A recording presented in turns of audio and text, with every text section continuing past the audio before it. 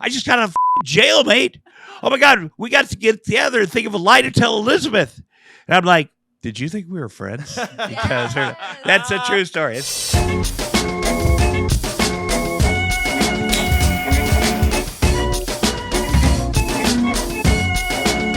Yes, hello. Welcome back to the Pop-Up with Paul and Friends. I love this show because I get to meet amazing people all the time, and this is a very special day. We have two extraordinary guests who invented a phrase I don't think I ever knew for their podcast called Divorce Party. Ladies and gentlemen, put your hands together for Tom Arnold and Monika Casey. Thank you. Thank you very much, buddy. Wow. Thanks for being here. Well, it's good to be here in your garage. Yeah. It's a nice, fancy place, and we're honored to be here. You're the first guest where a spider literally almost I know, landed on spider. your lap. But thanks for coming. Thank you. We see spiders in my house. My daughter's afraid of them, but I killed a giant one about this big. I'm like, I should probably call it an exterminator. Yeah. Season. They are gnarly in California, man. It's scary. Yeah. Talk to me about this show. I didn't know the phrase. I love the idea of celebrating this event that in my mind, there's a stigma with it being such a bad thing. So tell me about the party and the podcast. Well, first of all, I want to say this about divorce. I have 4 ex-wives, so I do know a little bit about it. I think 60% of marriages fail, and then there's 20% that stay together for the kids, living in the house with someone that hates them. I know. I've done that for 4 years at a Tom time. likes to marry people that hate him. Well, I like because I think I could turn them. Yeah. I think that I could get my head. Yeah, and my last ex-wife, I thought I love her. She's her biting personality, her sense of humor, the way she trashes me. And then about 3 months in, I'm like, oh no, she has no sense of humor. She genuinely hates me. And then you start trying to make it work, which you do. Yeah. And but Monika, tell about your divorce party. I mean, just like with a wedding or a bridal shower, it's a ritual. What a waste of money those weddings are. Oh my God. Save it for your divorce party. Yeah. But it's just a great way to kind of like put the nail in the coffin, move on, get ready, for dating or even just to like date yourself and learn to like who you are again. Yeah.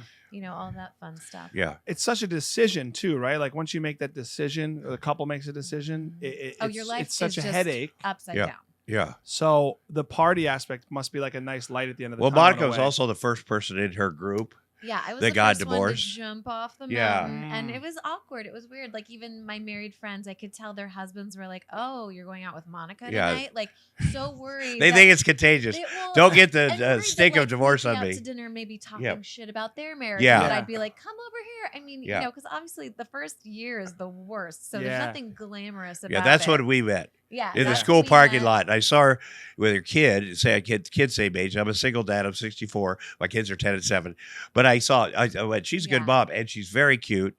And then she says something nice about me on the radio, and I'm like, we have to get together. Our friend Jeff Lewis was like, you guys are both going through terrible public divorces. Yeah.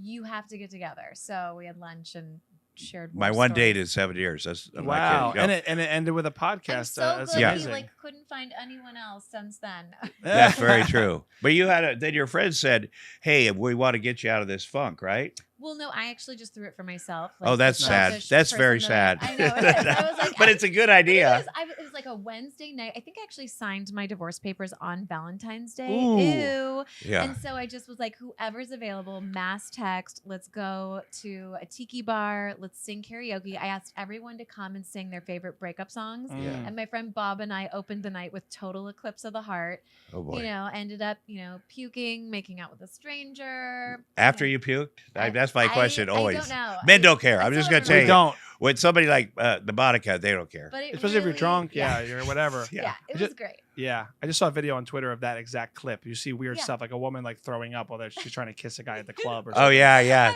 There's so many weird things now on the internet, on Twitter specifically. Yeah. There's a lot of throwing up. My entire experience at ASU. There you go. Exactly. Yeah. So it's a party. It's you're almost in a way you're throwing down because it's over. I mean, it can even just be like a lunch, like Tom's sober. So when I throw Tom his, maybe we're going to go. Who knows? We might go. I'm sober so far.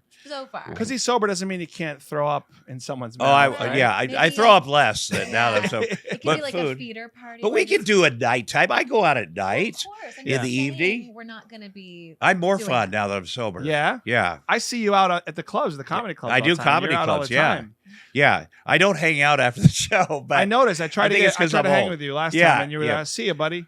Yeah, no, I just because I got to get home to the kids. That's why babysitters are expensive. Yeah. Every time you leave the house, $150. Oh, it is at least now. Right. I am curious about your public persona, Tom. Like, because I've heard your stand up a bunch, seeing you in shows, and you're so open. As a comedian, I look up to like the vulnerability in your material, your stories. Yeah. But is that hard based on the level of fame that you have? Like, was it a hard decision to be that way on stage? Well, my sister, there's a documentary series about my sister called The Queen of Meth. And so she was the biggest drug dealer in America. Amazing. And people are always like, was it embarrassing to have a sister be a drug dealer? And I'm like, not when I was doing drugs, it wasn't embarrassing. It was handy. But, you figure out, because that is my art, is my life, and I have been divorced 4 times, and everything is all different. But now I have these kids, and divorce is a whole different world with kids, because if the other person is not, they're like, I know how to hurt him, so you end up in court or the cops a lot. But if cops took their mom out of the house on Christmas, she called them. I would not do that. But I'm like, oh, she's trying to get me arrested. I have 21 cameras inside and outside my house. And people are like, is it the crime in LA? And I'm like, no, they're for one person. Because when cops come and they say, well, she said this happened. I go, let's watch the tape. Yeah. And then they're like, okay. Smart. But I think that you... that also, doing our show, I've heard from other people that have had similar, 6-7 year custody things. And so you don't feel alone. You don't feel, like such a failure. And you also go, okay, there's something on the other side of this. I can't control the other person, but I can sure talk about it on stage. She does say, when are you going to quit talking about the awful things I do? I go, when you quit doing awful things, like for real, that's the thing, That's also what comedy's for. I think that's why when you see good comedians like yourself, we relate and we know it's from a real place, and it's therapeutic for not just you, but the audience. Yeah, and it's really about me. It's I talk a lot about my failures and funny things, because success is not funny. Right. Oh, I killed it. I'm perfect at this. But having getting crapped on here or there or whatever, it's like that can be very funny. Did you come back to stand up? Like how recently did you come back? Because for me, I always joke I'm more into stand up now because I have a wife and kids. I have stuff to complain about. Yeah. So was there something in your mind through one of the divorces? You're like, I got to get back on stage. Well, I've always done. I've done stand up for 40 years. It was my dream growing up in Ottumwa, Iowa. Boy, if I could just get on stage and on TV one time, the people in my hometown would all like me. Well, it just turns out not to be true, but I was motivated. My dad, I was raised by a single dad too. It's a thing in our family. And the only time we ever heard him really laugh hard was when there was a Bob Hope special on. And I remember being upstairs with my brother and sister going, whatever it is that Bob Hope does, I'm going to do that. And then cut to years later, I moved to LA. One of the first things I did here was a Bob Hope special. And Bob Hope called my dad and sent him all this stuff. He was the greatest guy. And so my dad got to watch on the same TV, the same room. Wow. Who he loved watching Bob Hope and his son together, which is really the magic of what we do. And then I was like, now I have no more goals. So, but I was a comic, and then I became a writer, wrote the Roseanne show. I'm like, okay, that's why I do, a writer. And then second season, like, you need to act on the show. Okay, then I'm an actor. Yeah. Whatever pays the bills. But stand up, I just genuinely enjoy it. I never feel it's like going to a 12-step meeting. You don't necessarily want to do it, but you never don't feel better. Right. You're like, oh, that was a good thing. I like the way I feel. I'm so used to be feeling uncomfortable, but that's a good feeling. Yeah. We always feel better after the podcast too. Like totally. we'll have like a couple minutes together after the show. And we're like, that was like group therapy for free. Yeah. Yeah. Yeah, it is. And you get it because I see you out there. We do the same clubs, the same things. And it's great. I like that about stand-up and podcasting and doing what we're doing now. We're like, there's so many ways to talk about these things and have an outlet for this stuff. Yeah. And I do think with comedy specifically, whether it's in a podcast or on stage, that constant is so great for life. Like I've learned in my own life when things are really tough, like I still can find a way to look at it, turn my head, and maybe laugh a little. And I feel like that's so important through divorce, through trauma, through grief, right? Yeah. Right. The ups and downs of life are a lot better when you're poking fun at them. It does take a minute to get it from the, I talk about my dad dying, and it took a minute to get that 7 minutes together where it was funny. I saw a kid at the Improv, and he got up. It was the first time he talked about this. His wife was on OnlyFans. Is that what it is? Amazing. He didn't know it. And he discovered it. And then he felt he was so pathetic that he ended up paying a credit card to see his wife do whatever she does. God. She didn't know, but he was like doing that. He hadn't made it funny yet. It was so sad. Yeah. But I You could need a tell. little I bit said, of you got to time. keep doing it, man. Yeah. Because that's a unique story. Anytime you have a unique story, Yeah. That's That's challenging as a comedy writer, though, too. Like your point, you have to kind of trim it, make it funny, punch it up. Because I've heard your stories; they're hilarious. Yeah. But did they start hilarious for you? Yeah. Well, my dad dying did not start, but there's a lot of hilarious stuff about it. And I think when, you look at the Roseanne show, like my thing was, I'm from Ottumwa, Iowa. These guys are from the Midwest. I'm going to take as much as I can, add it here. And it was a big deal to learn to write for other people. As a comic, we have to write our own material. And I met Roseanne when I was 23 back in the Midwest in 1983. And we did comedy together. And she said, why would you write me some jokes? And I loved her character, She was such a great comic. And so I started writing jokes for her. And then in 1985, she went on Johnny Carson, which was there was one late night show, it was Johnny Carson. And she did a couple of jokes I'd written. I was like, that's satisfying. See my friend up there killing it. And so you learn to do different things, but you do start from the worst thing, right? And then try to figure out how to make that. Because I think you can talk about anything if you do it right, and you got to make it funny, And it's nice to have lived a life. Like I remember when I first started doing stand up, all I could talk about was like, I got my pot card. Yeah, right. Like you don't really have much to say, but when you don't have to have a pot card now, right?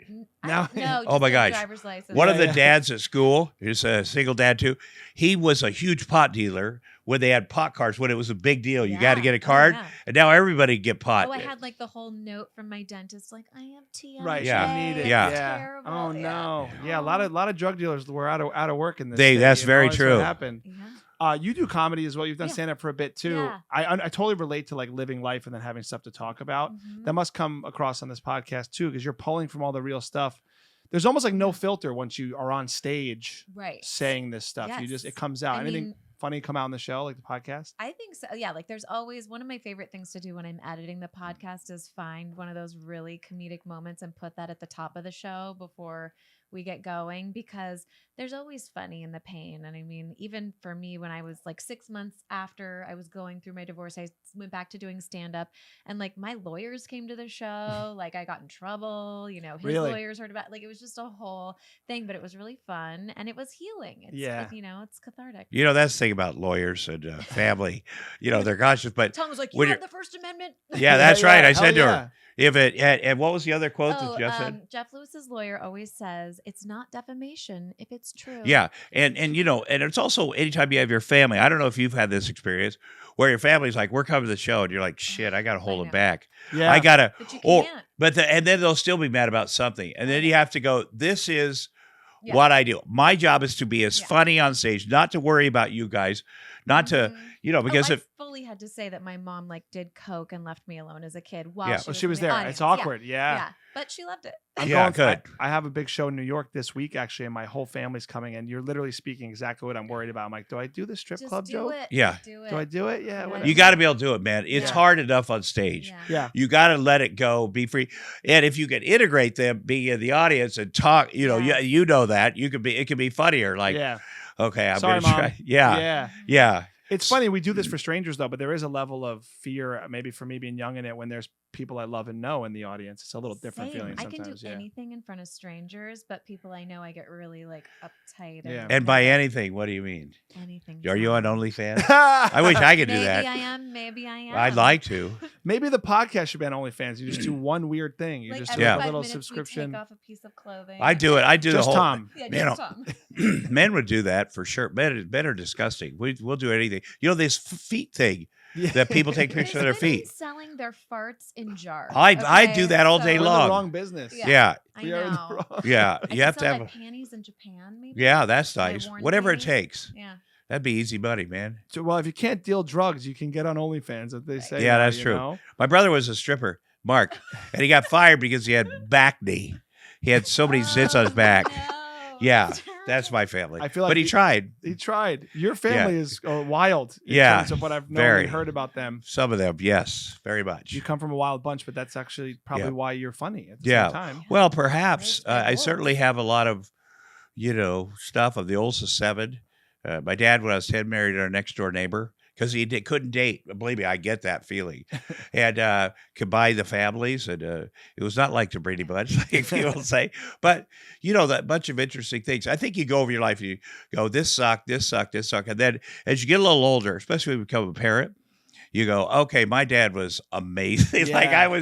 He was 22, I was 4, my sister was 3, my brother was 1. Wow. And our mom was long gone. 22. No, it's crazy. And then you think about the women that did love you. Yeah. My grandma. My grandmas were freaking amazing. So just because I didn't have a mom, I had a lot going on for me. And that keeps you strong, Don't the kids keep you young too? Like I feel they do because you're running around. You really I cannot imagine how old I am. I know that I turned 65 in March, and I get to stop paying alimony. And I get you have an alimony party next, right? It's alimony divorce combo. Yeah. And but I look at the other folks at school. They're younger. But I feel good. They definitely keep you young. What you got to do, and maybe this hurt me in relationships. Sometimes you got to do stuff that you just don't dig, that seems boring, seems whatever. And I think I was hesitant to do stuff, but with kids, you just have to do it, and then you learn to love it and learn to make it funny, because it's them, and you love them unconditionally. And so, our house is. She's seen our house. It's a kid's house. I do try to keep it clean. Mine too. There's stuff everywhere. Shit all in the living room. We have 25 Christmas trees in the front yard right now because I said, no, we aren't doing. We're Jewish too. We aren't doing Christmas till after September 1st, and September 2nd they all went out. It's crazy. I'm sure some of our neighbors hate us. Yeah. Well, whatever. Each family has their own thing, though. I'm the same way as a dad. Like, let's just follow the fun, see what we can get here. You got to. You got to get in their world, man. Yeah, you have to. Because you got this one opportunity, childhood, and you got to figure out what's going on. And I feel like we're all trying to sort of right what we felt was wrong about our childhood. Right. So I just try to be the most present mom and up for any, And totally. But you also don't. In my case, my son was born first, and he's a big kid like I was. Like he's that much taller than everybody at school, and but I would assume I knew what he was up to. If something got broken in the house, I assume because that's what I would have done. And it helps having those cameras because then we do people's court, and it turns out I was wrong so many times that I try not to jump ahead and assume anything, And I think part of that's all the conflict with their mom, you're a little, it takes a little bit you're on edge a little, just in general, and you're worried about stuff, but so are they. Yeah. So I have found that my kids are, in fact, my daughter who's 7, I think is more like me than my son. She's hilarious. And so, you just do the best you can. Yeah, I like the idea of following the fun though. Like I don't love rules, which is not great as a parent. Like if my daughter was like, I'm going to stand on the table at this restaurant and scream, I don't care about those types of things. But I feel like I get judged by other adults around me a lot. Yeah. Because I'm very loose with them. I'm like, let's just have fun. Life is short. Don't run through traffic, but follow. I find other parents that are very strict with their kids, allegedly, what they eat, whatever. Behind closed doors, they're like, whatever makes it work. Because we've all been at Target, had a kid like freak out. And you look around like, oh my gosh, are they going to think badly of my kid? And we love to say that we don't judge other parents, but we're literally, every day, all day. I can't help it. I love it. I'm on a plane. If I have a crying baby and people are looking at me like it's my fault, and I go, did you pay more for silent seats? And don't you have sympathy now after having of course. When I hear a kid cry, my heart sinks. It never bothers me. I know. I was just on a plane without my kids, and I was like, you're doing great, man. Yeah, of course. Baby's freaking out. I also judge people though that have like unruly toddlers because I'm like, your number one fucking job is to bring snacks, crayons, like Play-Doh, whatever you got to do to entertain them. It's work. Like it's work to fly with. Well, I have found, and this is true, if you had a choice between your kids being behaved around you in your house or out in public, I'd pick out in public because my kids are nice out there. Totally. But here they've really let me know the what's what, manipulate me, which I allow. But I see them out there, and then I hear from the other parents like, oh, they're very sweet and quiet and kind, and I'm like, really? So that means a lot to me. The work is paying off. It's paying off. Yeah, they're always the worst with us. I feel like they don't really behave. That's good though. It is good. Yeah, that means they're safe, and we gotta right? check them every now. Yeah, and they're again. safe. You know, every now and again I get that sass or like she's maybe watched a little too much YouTube. Yeah, and of I'm course. like, who the hell is this kid? That's not my kid. Yeah. You know, you do hear things repeated back from like, you too. My son, especially, and his buddies, they play video games, and the shit talking between these guys, and I go in there and I go, listen. Yeah, you can do that with your best buddies right now, but if you do that outside this house, at school, or at the park, you'll have no friends. Don't let anybody else's parents hear that either. Yeah, just be careful with it. My daughter was 4, and she came home and just out of nowhere just goes, "You fucking shit!" And I was like, "What the?" Love it. But it was hilarious. Yeah, because and it turns out a kid said it in school, and then you think of a kid saying that a parent is yelling that at them. Right. So we had empathy for like, where'd that come from? Yeah, but you also get to parent. That was a good opportunity for you to parent. Yeah. Kids will listen to TikTok radio on Sirius, and they say words. They say all the words, including the N word in their songs. And that was the first time that happened. I went, okay, let's take about. Let's say there's one word you could never say. It's that word, and then we'll work our way down. But we talked about it. Wow, why? Good, yeah, teachable. And so that's one thing. It's not all. Thanks, TikTok radio. Yeah. Yeah, I started teaching my daughter Italian curse words because like no one knows them. So that's what I learned when I was a kid. So you kind of get away with like you could say that, say merda, I mean shit, whatever. Go have fun with that. Try and keep it clean. You guys met in the school parking lot, right? Yeah, we did. What is being a divorcee parent like school pickup like? Because for me, school pickup in this town is funny to me. It's a whole thing. First of all, it's so hard because everybody else is still in that honeymoon phase of their marriage. Like everyone's happy, and husbands and wives show up to all the things together. They're showing up alone. You may have just had a knockdown, drag out text exchange or on the phone with your lawyers, and you're trying to keep it together. And everyone else is just like, oh, we just bought our $4 million house in the valley. And we're vacationing here and there, and and they're going on dinners and trips together, and you're like the odd person out. It's really awkward. I see a lot of yoga pants, back, and I have so much respect for these moms because they're killing it. They're tough. Because they got a kid at this school and a kid at that school. They're not messing around. They don't do the thing where I'm walking into the door like I'm insecure. I will walk my daughter to the door. They're doing it, and I watch them, and it's pretty amazing. Plus, my kids know I used to be rich. We used to be rich. We used to live in Beverly Hills in a huge house. Now we live close to here, and you know what the houses are like Your here. garage is bigger than Tom's. Right. Yeah, it is. It is. And nicer. But I tell the kid, we could. Well, how can we have more fun than here? Right. They do miss it. Once in a while, we'll drive by it. They'll say, "Can we look?" And I go, "Yeah, let's look." And that's one of the things I feel like we've gotten out of the podcast is like home is where having your kids and what you make of it, and so it doesn't matter. I mean, yeah. Well, and when you have a divorce too, and there's so much acrimony, sometimes it always affects the kids. Yeah. It always. But it's how they deal with it, and you want them to be comfortable in my house, in their mom's place. Right. My son will come home from the weekend at mom's and go, "Hey, you want to know what happened to mom's this weekend?" I'm like, "Absolutely not." Yeah. Well, she wasn't home all weekend. I go, "That sounds like the best weekend I've ever." I will not engage.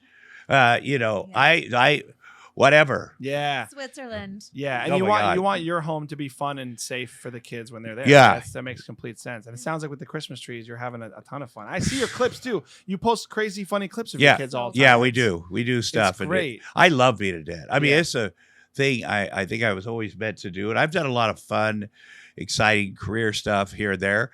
And but this is the best. And I'm glad I did it before. Yeah. Like, I'm glad I was rich before because kids are expensive and so is divorce. But this is what I've meant to do. I get the most self-esteem, and I know Monica's the same, out of being a parent. Was one of those chicks that was like, I can't wait to be a mom. But now that, she's here and she's so amazing. It's such a good gig. And I think also in show business, because there's so many ups and downs in this field, right? Like, you make a lot of money, you don't make a lot, you lose work. Yeah. When you get home to a smiling kid, not to be cheesy, but to me, I found a lot of purpose in that because I'm chasing my dreams. I want to do big things. Yeah. And at the end of the day, the kids are always going to be there ready for you to just be awesome. That's right. You have to selfish actory like spiral because you've got someone there that needs you to make them dinner and needs you to do all these things. So it's actually a good distractor of the woes in the business. Yeah, and Sharon Stone sent me a thing. It said, the most important decision you make every day is to be in a good mood. Right. And I have to, because I don't know what they see over at Bob's. Yeah. I sense it because I've seen it, but I say I got to be in good cheer for these guys. They don't give a shit about the strike or whatever bullshit. Yeah. I got to do it, and you force yourself to be a better person. Perspective is so important, man. I don't try to be too judgmental, but God, my friends who don't have kids, who are in business or doing whatever they're doing, the switch is not flipped. If you don't want to have kids, fine. Yeah. But I do feel like it's a different switch now where you just see life differently. Well, you have nothing in common with them. Yeah. Suddenly. Yeah. Suddenly, you really have nothing. I'll never forget having my daughter, and like 2 weeks in, I got a text from one of my friends that was like, "Hey, girl, you out?" And I was like, "I just had a baby. Do you think I'm out at the bars right now? Like, you're fucking insane." There are some moms. My mom was out. Well, yeah. Like, she was out. She was out. Smoking, I think. Yeah, she was smoking in the bed when she had me. My dad made a video smoking and. So great. My mom was 16. My dad was 18. Wow. I never wanted to love something. Right. Like, yeah. That's why I was like, oh God, I know I'm gonna love her so cute. Yeah. If I have my buddy who has a dog tell me one more parenting thing based on parenting because he has a fucking dog, I'm gonna murder the dog. Yeah. You do hear people that are way into their dogs and cats. And I was too before I'm fine with it, but do not say it's a human. Don't put diapers on it and don't treat it like a baby. Yeah. It's very true. I'm tired of that advice. Yeah. But what I love about what you guys are doing in this show is it sounds like it's such a celebration of where you're at in life together, and also where so many people, I'm sure your listeners and everything, just relate so much. I love that you guys are doing this. Congrats on it. Thank you. You're very well groomed. I pointed that out for a straight guy. Unusually well groomed. Oh, yeah. Thank you. You know, I saw a lot of men working on the crew, and I was like, okay, I get it. I know what goes on. Well, here. you know what it is? It's from doing TV so long. I paint my hair. I've done TV longer than you, and look at me. You look. I'm disgusting. No. Wait, you know what? Before you go, Tom, can I ask you to tell one of your stories? Yes. Because I love this story, and I've heard you say it on stage a lot. Would you mind? No, go for it. You have an amazing Hugh Grant story. Okay, I'm going to tell it. I'm going to power through it. Do you mind? When I worked at the meat packing plant, I worked on the kill floor of the Hormel meat packing plant for 3 years out of high school to save money to go to college because I thought if I get to the University of Iowa, they have a stage at the Student Union. Man, I'll get on that stage. I'll be famous in 6 months. I'll be, and one of the things you do at the meat packing plant is you got to make your own fun because it can be monotonous. And I'm chiseling heads with all the guys, packers will know what this is. And I was daydreaming that I was best friends with Robin Williams because Mork and Mindy was on back then. And then I got home that night, looked in the mirror, and went, that is so disappointing because I have to will myself to quit having that daydream because I will never meet Robin Williams. I live in Ottumwa, Iowa. And then 10 years later, I'm sitting at Robin Williams' house. We're getting ready to start this movie called 9 Months, which I tell people I've been in 150 movies, 4 good ones. That's one of the good ones. And that movie? What's that? Julianne Moore? Yeah. Julianne Moore, Jodie Cusack, who I love, Hugh Grant, Jeff Goldblum. And we're getting ready to start the movie the next day up in San Francisco. And then he threw a big thing for us. And after dinner, it's just Robin Williams and I sitting there. And I'm like, I've been here before, buddy. And he's like, in my house? I'm like, no, me, you, best friends. And he's like, we are not best friends. I go, I know that, but it's like close. But Hugh Grant and I were best friends. We went out every night. Hugh Grant's a British actor. It seems like an odd pair, me and him, but best friends, high-fiving, I love you, man, doing all that bullshit, best friend stuff. And halfway through our movie, Madonna came to town. She's on tour now, so she'll love this story. Came down to put on a little private concert for her new album. That's what we used to call them. In a room that was maybe 3 times bigger. It was very intimate. And afterwards, she invited Hugh Grant and I to come backstage. We're like, hell yes, we're going to come backstage. Oh, shit, we're going backstage with Madonna. Mm-hmm. And as soon as we got back there, Madonna and Hugh Grant, instant chemistry all over each other. And so she's like, would you gentlemen like to go up to my suite and hang out? We're like, you fucking right, Madonna. Are you kidding me? We're going to Madonna's suite. And then I get in the elevator with Hugh, and I say, wait a minute. I swear to God, my feelings will not be hurt if I get out of this elevator right now and go back to the hotel by myself. And he's like, Tom, do you or do you not want to see me fuck Madonna? I go, well, of course I do. Hey, if I didn't want to be a weirdo, he's like, stick around, mate. In about 10 minutes, I'll be fucking Madonna. So we go up there. She invites us in. It's the biggest suite I've ever seen. Like, weird. And it's crazy. And she goes, gentlemen, I'm going to go in that room and freshen up. Make yourselves at home. And we're like, okay. And Hugh Grant grabs a bottle of $200 champagne and chugged it. And then I see a giant white sheet cake there. So I go over and cut the biggest quarter piece with the most frosting. And I'm eating that. We're taking it all in, man. This is amazing. And then all of a sudden I'm like, 3:00. Do you see what I see? And he's like, yeah. That's Madonna's Louis Vuitton luggage. I go, are you thinking what I'm thinking? He's like, yes, let's steal some shit out of there. So we go over and we're putting stuff in our coat. And all of a sudden behind me, I hear, what are you assholes doing? And I turn around. She's like, holy shit, you're eating my brother's birthday cake. We're going to surprise him with that tonight. I go, don't worry. I'll put this piece back in. I'm going to make it work. She goes, get out of here. You guys are idiots. I go, no, I'm an idiot. You can still have sex with you. She goes, get the fuck out of here. Runs us to the hall, slams the door behind us. And we're in the hall. And, I go, Hugh, I'm so sorry. Now you don't get to fuck Madonna. And he's like, mate, everybody fucks Madonna. We got her fucking spoons. So then the last day of a movie, you do something called press junket. You get a whole hotel floor. Yeah. In this case, it's 4 Seasons over there. And each actor gets their own room. 100 reporter types will come by, room to room to room. And basically, they ask you the same questions over and over. It's like to meet Peg Platt. You got to make your own fun. And Hugh Grant, did I say he was very funny? He's very funny. I'm doing an interview with Entertainment Tonight. You can Google this. And he walks in the middle of my interview, right on camera, and goes, hey, Tom, are you getting a hooker tonight? I'm like, what the fuck? I don't get hookers. I'm married, I think. You get hookers. No, you do, Tom. No, you do. The Entertainment Tonight producer's like, slow down, boys. We will never play that clip on Entertainment Tonight unless one of you gets arrested with a hooker tonight. And what are the odds of that happening? Pretty fucking good, it turned out. So after the interviews, everybody has to go to away dinner. So all of us are there. And I say to Hugh, listen, man, there's a Dodger game Tuesday. You know, I got to go up to Toronto for 48 hours, but let's keep this thing going. Just me, you.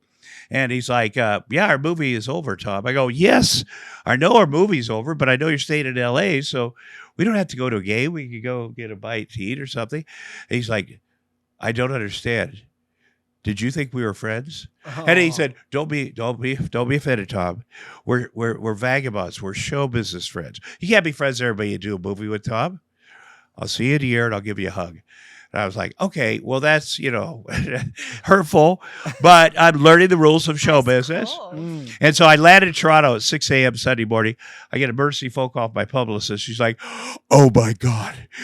Did you hear what happened to Hugh Grant last night? I'm like, holy shit, did he die? And she's like, worse, much worse. He was arrested with a prostitute. And I know he was my best friend. I go, man or woman? He's British. You can't tell. Yeah. But just then he beeps into my phone. He's like, bloody hell, mate, where are you? You won't fucking believe it. I just got out of fucking jail, mate.